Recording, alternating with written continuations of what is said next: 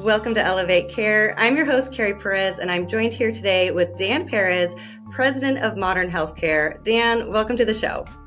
Hey, Kerry, I'm really happy to be here. Anything about your intro that you want to add to? The only thing that I would add is that I'm a relatively new observer to the healthcare space. Prior to a little over a year ago,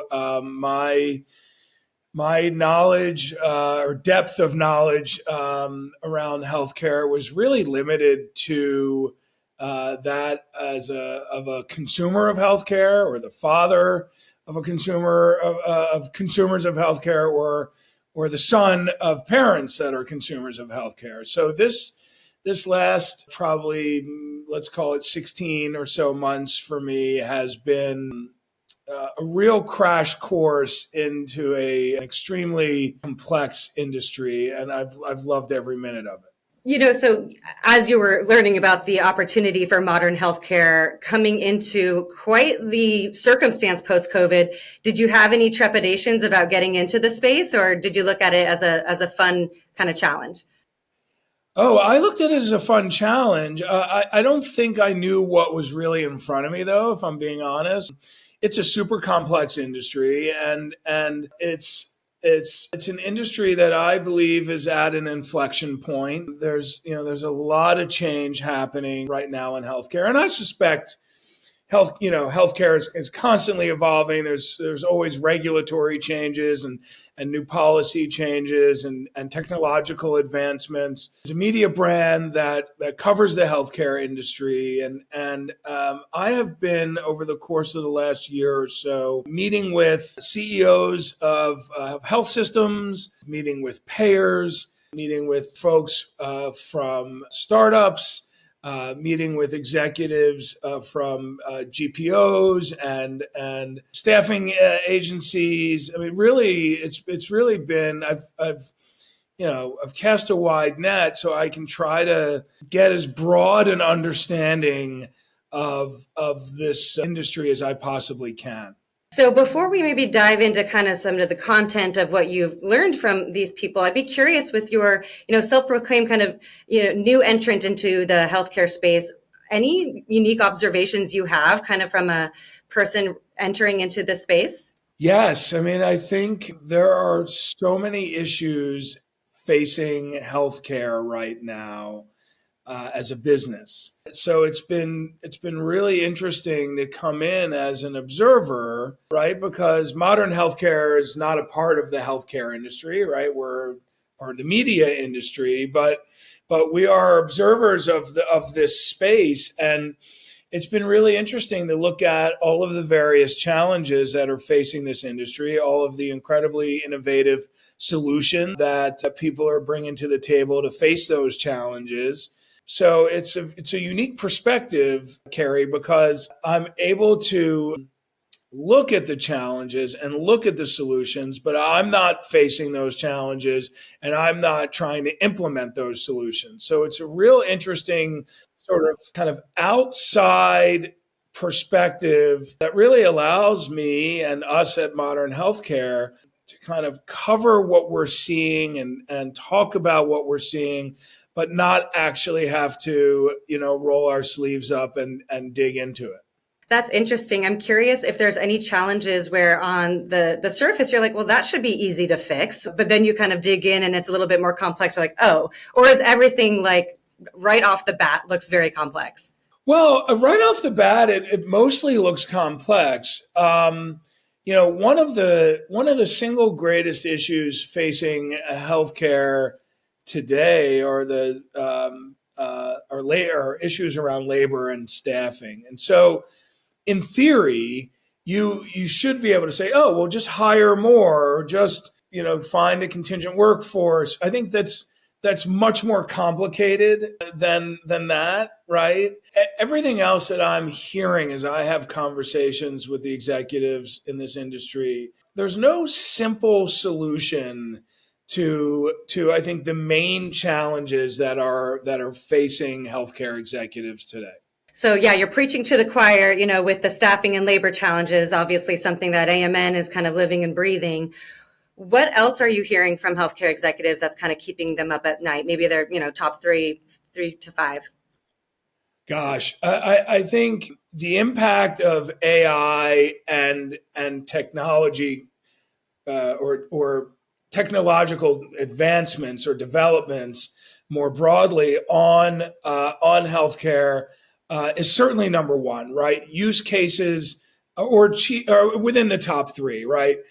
Use cases for artificial intelligence in healthcare certainly very important. How healthcare is shifting its model, or the model is sort of evolving from uh, care delivery models that really, up until a couple of years ago, were very brick and mortar based, but are now more at home based or based through virtual care and telehealth.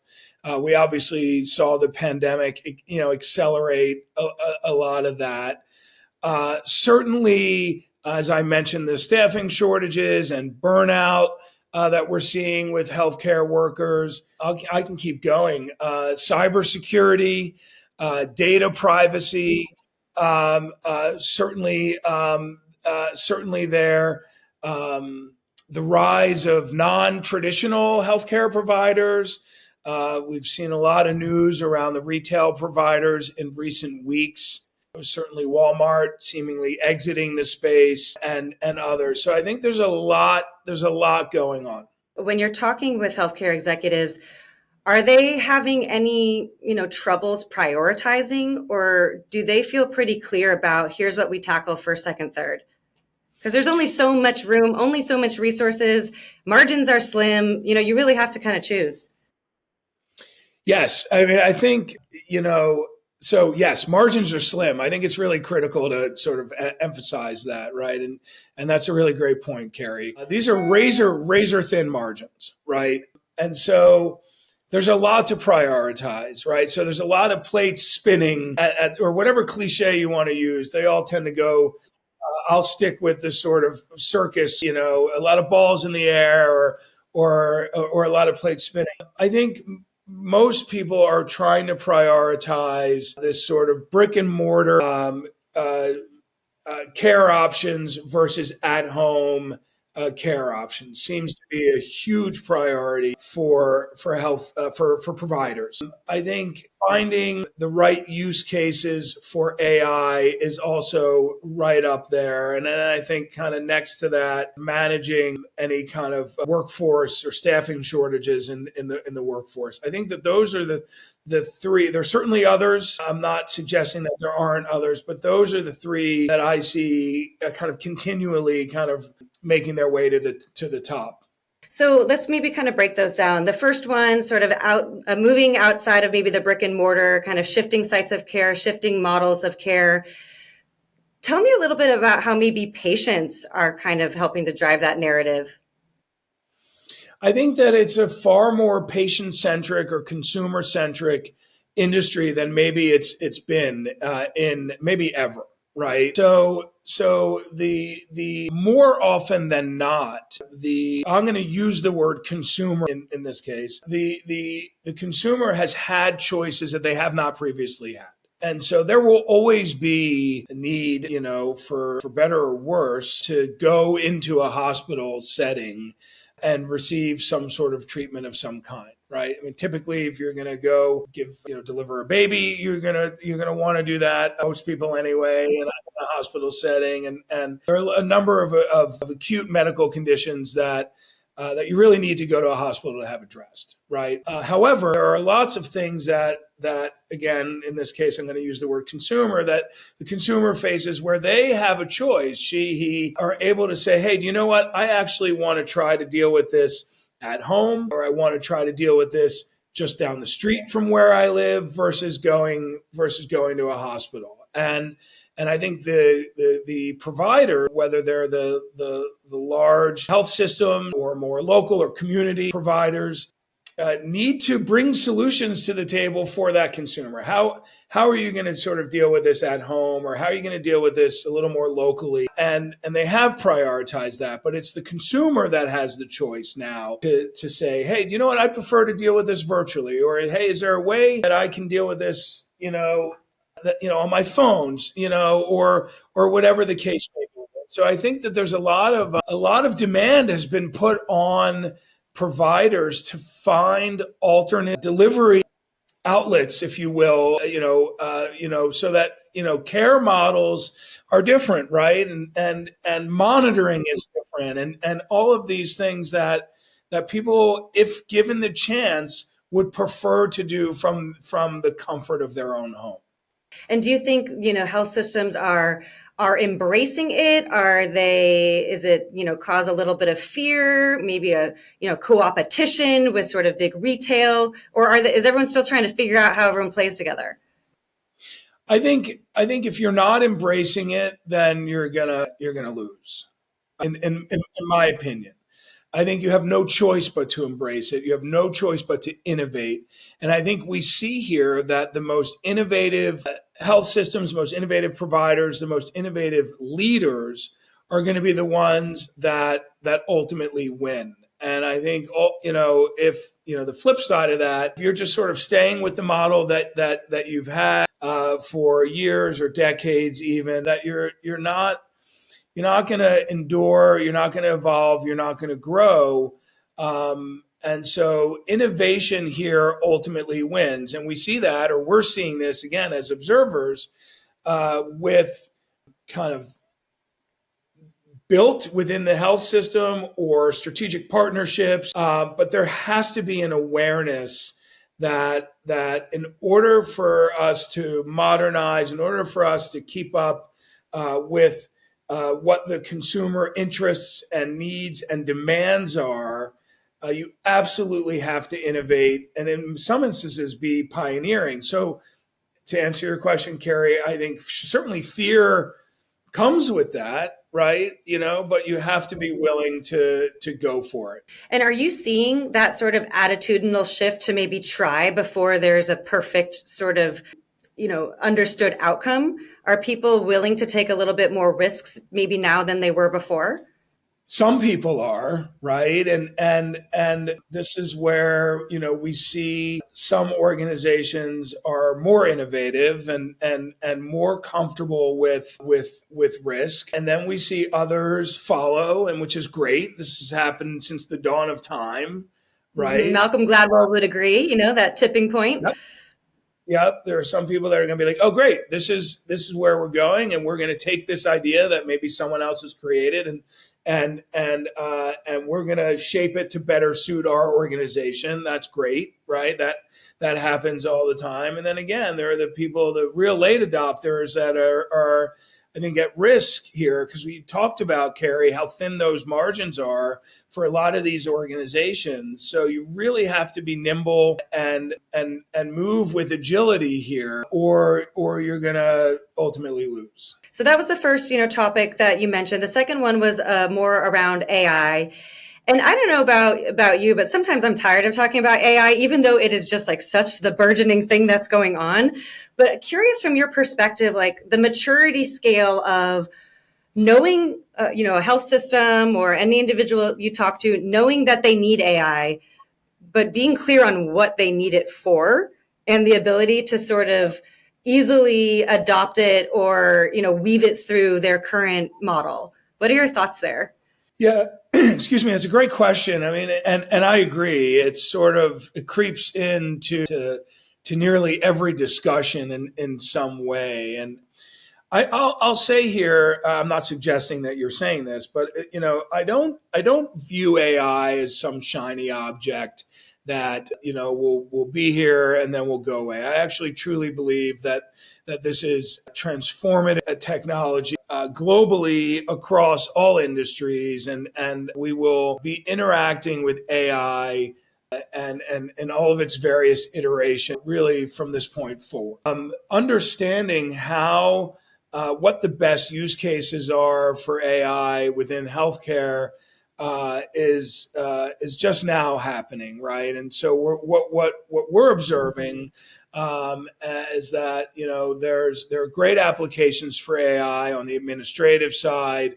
There are great applications that allow clinicians to focus more time on patient care, and I don't foresee a time when AI is dictating a patient care. I don't see that. I think clinicians are as important than ever, and will be. But I think what we've seen, or what we are seeing anyway, is that AI is enabling caregivers, doctors, nurses, technicians, to focus more time on patient care and positive patient outcomes.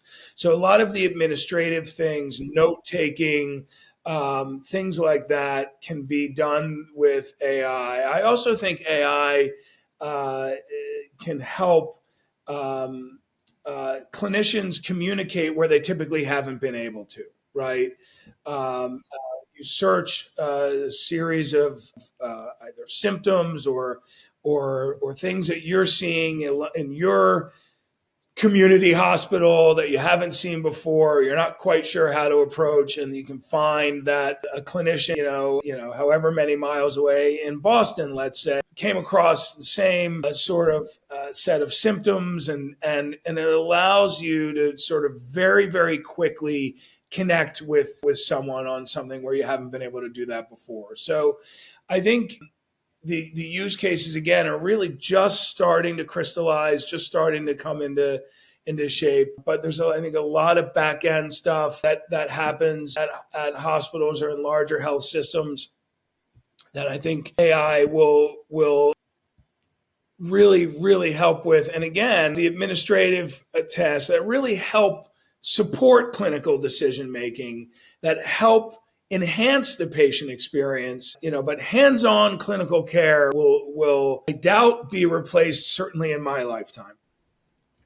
I really, appreciate that insight, and I completely agree. I mean, I use AI in daily life. AMN has it in our own products, and I'm glad that it's here to stay with the appropriate application. What you described with that sort of democratization of information, that's always been, I feel like, something super key for me. There's so many intelligent people finding things every day, so many clinical trials that are going on, so much personalized medicine. To be able to share that and have it readily available, I think is a game changer. So thanks for calling out that point in particular.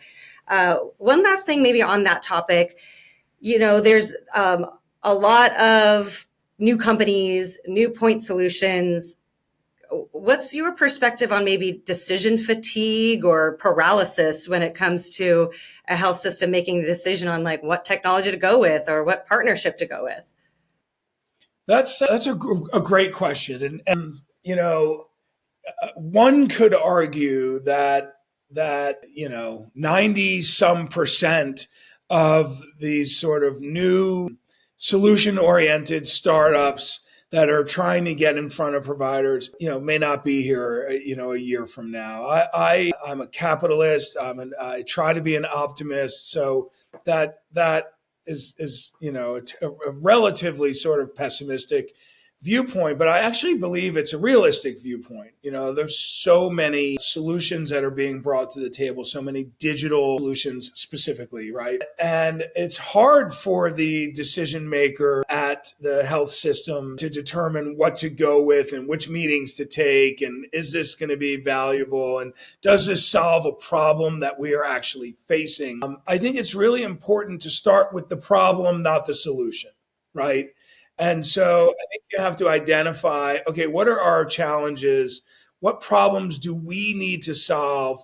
And then work to either create that solution, or more often than not, find a partner who has the solution to this problem, versus coming at it the other way, right? Which is, oh, cool, this is a cool product.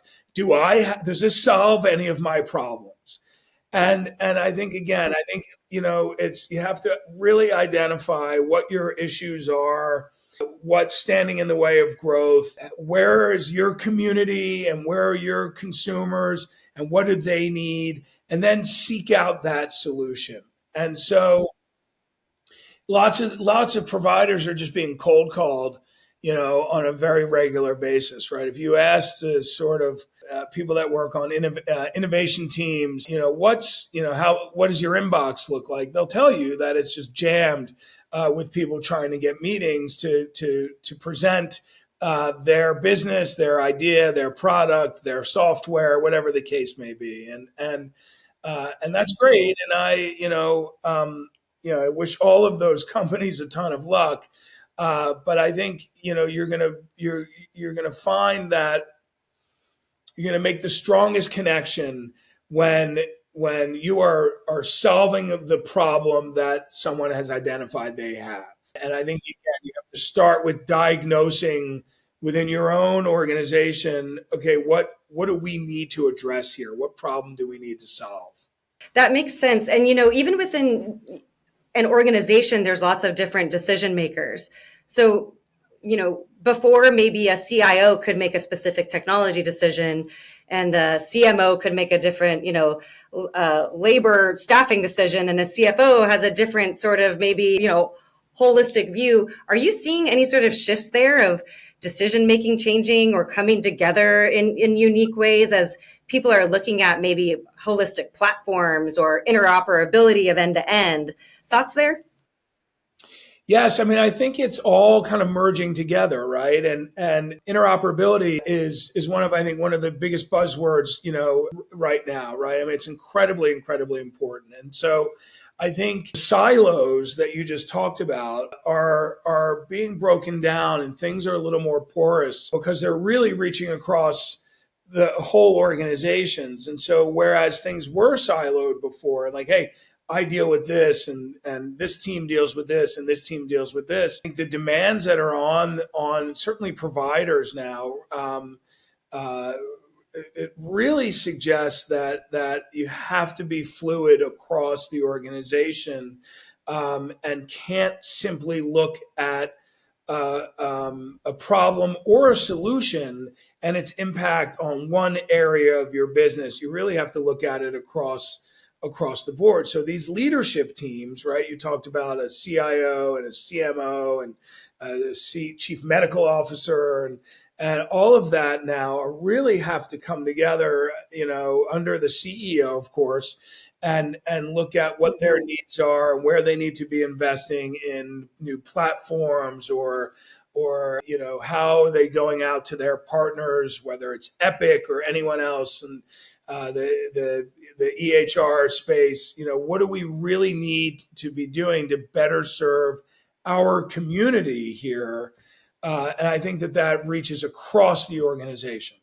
And you're seeing that strategic shift happen. People are kind of getting in line with, knowing that has to kind of come together. Yes, I mean, in my opinion, right? I want to stress this. It's just one man's opinion, but I have a unique vantage point. The best led organizations are those organizations that are kind of structured so that they are here. Everyone's communicating. No one's going rogue. Decisions that are being made from a supply chain standpoint, from an investment standpoint, from a growth standpoint, from a staffing standpoint, are all looking, and working together. And hopefully, right, and this is where it comes back to me as a consumer, hopefully they are all putting patient outcomes at the top of that list, right? So, like, in order to better serve our communities, in order to better serve our patients, in order to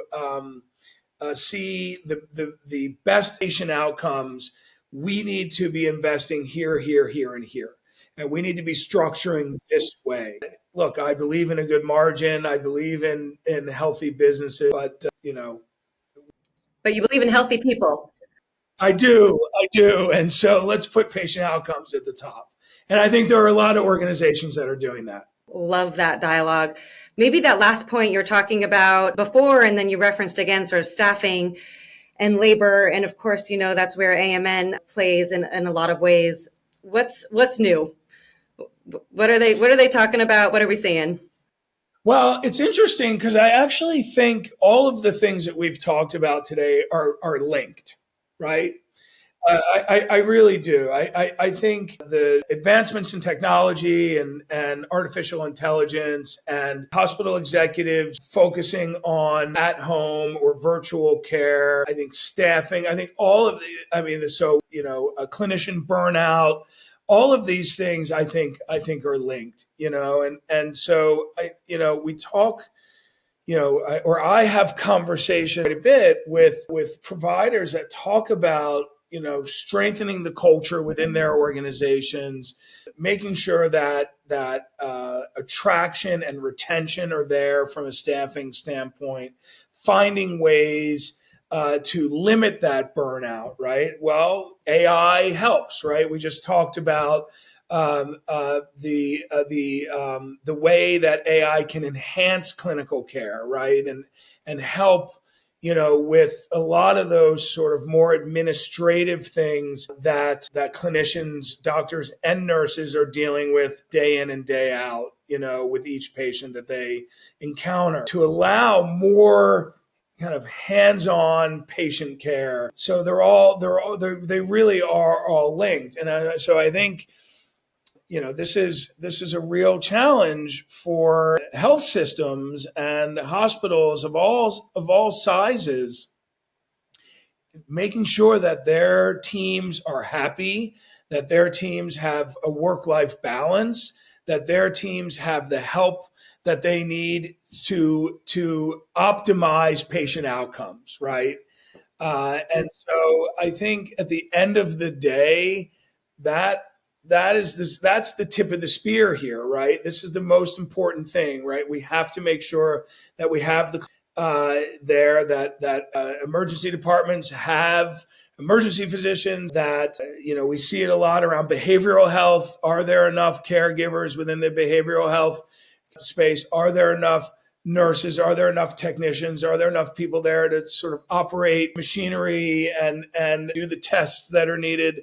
Are there enough people in the laboratories? Laboratory medicine is a huge part of this. And so anything that technology can do to help alleviate some of this burnout that this industry is seeing in really huge waves right now, I think will go a long way to helping. And then sort of unrelated, but just worth noting, is I have had a number of conversations about where health systems are looking to build relationships with clinicians when they're still even in college, before they go on to medical school or nursing school or whatever that case may be, and start to support their local communities more, the local programs, nursing programs, and medical schools, and build these relationships with clinicians at a very early stage, and help kind of cultivate those relationships with that clinical talent that they're going to need to staff their organizations. Yeah, I've heard a lot of that recently too. It's great to, corroborate that.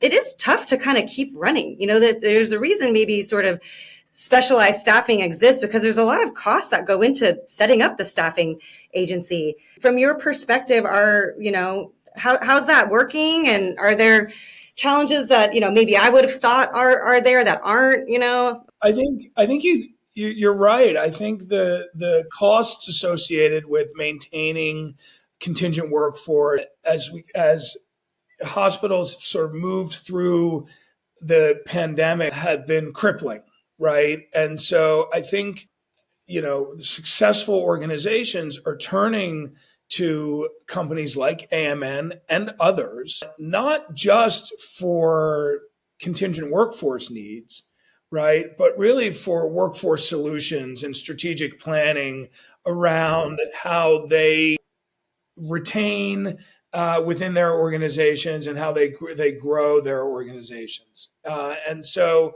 think a lot of people are turning for broader strategic help and guidance and advice from outside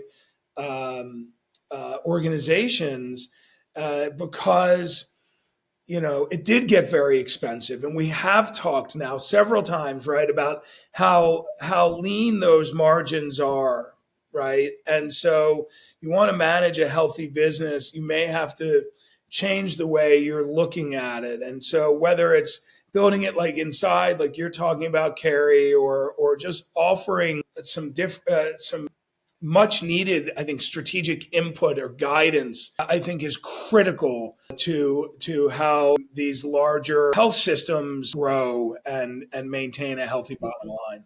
Well, we covered a lot of ground. Anything that we didn't touch on that you think you'd like to mention? Oh gosh, no. This has been a really great, conversation. I think there's always things that are coming up, and this is what's so complex about this industry, right? Just as we've see that they've got one thing sort of figured out and settled, on comes the new set of challenges, the new set of regulatory issues, the new set of technological advancements. So it's, I think, never a dull moment, and it's a really exciting industry to observe. No, I'm grateful for the conversation. I think we covered a lot of ground. Me too, Dan. Thank you. So, anything that you want to, plug, what's coming up for Dan, what's coming up for modern healthcare that you'd like our listeners to know? Well, I appreciate that. I would recommend people take a look at Modern Healthcare, subscribe to Modern Healthcare. We are doing our level best to stay ahead of the curve and to keep up with the breakneck pace that this industry is moving. And we have an incredibly talented newsroom of reporters and editors who are authorities across lots of different parts of this industry. So give us a look if you haven't already, please. Dan, thank you so much. I really enjoyed this conversation. I feel like we could have kept going for hours. So thank you once again. And thanks everybody for listening. Catch you next time on Elevate Care. Thank you for joining us today on Elevate Care. If you found this episode valuable, please consider sharing it with a colleague and subscribing to our show on your favorite podcast platform. You can learn more about this episode and our show on our website at amnhealthcare.com and follow us on social media to stay updated on new episodes and the ever-changing world of healthcare.